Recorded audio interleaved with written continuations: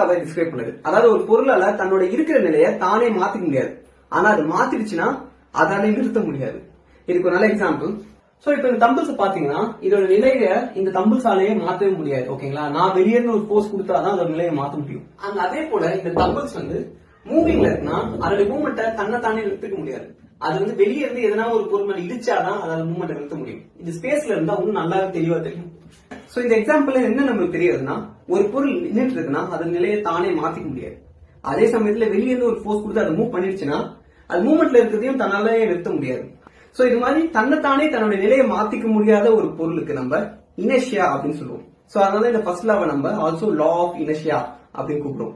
ஆனா இவ்வளவு நாள் ஒரு பொருளை மூவ் பண்ண வெளியே இருந்து போர்ஸ் கொடுக்கணும் சொல்றோம் இல்லையா, எவ்வளவு போர்ஸ் கொடுக்கணும் இதை சொல்றதுதான் செகண்ட் லா.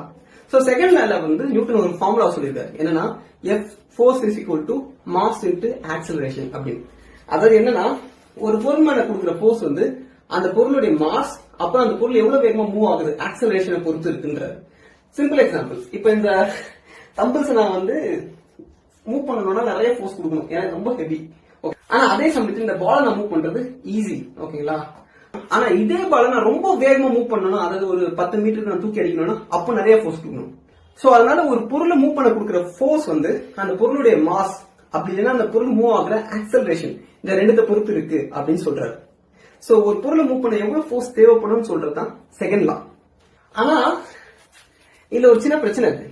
இப்ப நான் வந்து இந்த செவத்து மேல சாஞ்சு நிக்கிறேன். ஓகேங்களா, டெக்னிக்கல் நியூட்டனோட செகண்ட் லா படி நான் இந்த செவத்து மேல ஒரு போர்ஸ் விட்டுறேன். அப்போ இந்த செவரு ஒரு கொஞ்சம் ஆக்சலரேஷனை எக்ஸ்பீரியன்ஸ் பண்ணணும், அதாவது இந்த செவரு லைட்டா மூவ் ஆகணும்.